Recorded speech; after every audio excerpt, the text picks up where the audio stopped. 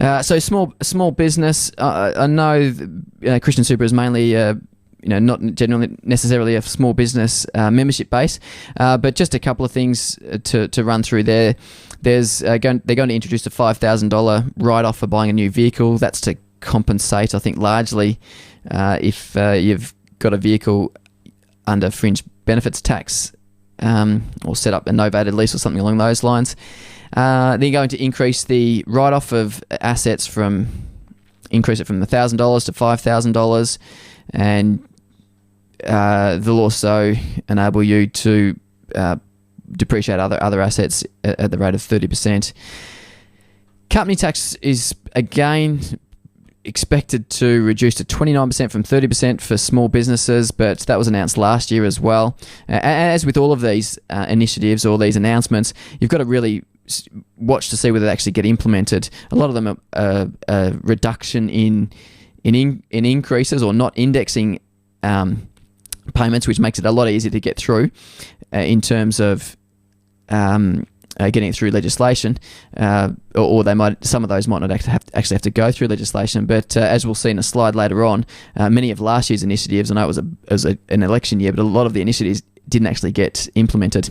This is one that's interest for those people that are leasing a vehicle. So you may have a novated lease, and if it's up for renewal, the rules are going to change. So as of budget or the budget night, so the 10th of May of this year, the formula by which the tax deduction that or the amount of tax, not the tax deduction, the amount of tax you pay will change. So these percentages represent the amount of tax that is payable on each arrangement.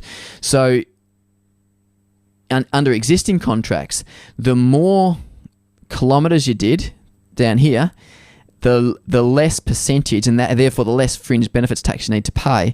So there was an advantage of doing more kilometres because you'd pay less fringe benefits tax. And so people who actually drove over 40,000 Ks a year actually didn't have to pay as much tax as someone who drove less. I think this is a very archaic and an old policy. And I think it's a sound change, because you're looking at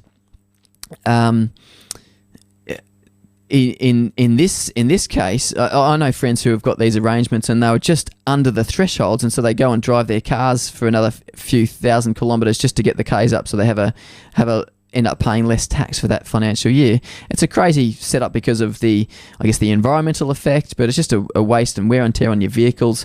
And so I think it's a reasonable thing a reasonable initiative to move towards. They're phasing it in so that there's just a flat 20% rate. So if you previously were at one of these higher rates and are looking at renegotiating a lease or going into a new lease, then the advantages are going to be reduced. I reviewed a number of these lease payments, and I think somebody had a question about this. Is it worthwhile setting up a lease?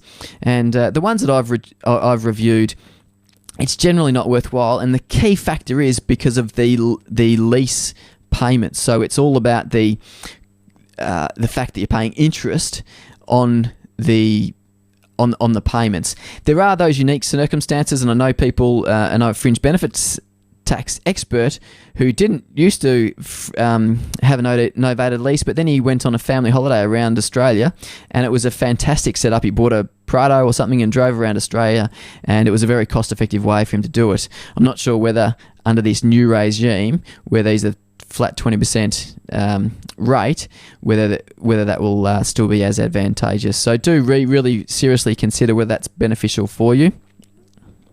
Often, the ones I've reviewed, it's best if you just buy a good quality second-hand vehicle and drive it for 10 years. Drive it as minimal as possible, maintain it well. It's the most cost-effective way to run a vehicle. This is just an example. So we've got Max here, who's got a car with a cost base of $30,000.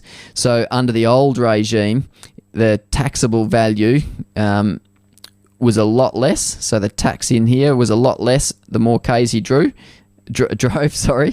And then in the new regime, it's not going to matter how far he drove, it's still going to be $6,000 in tax there.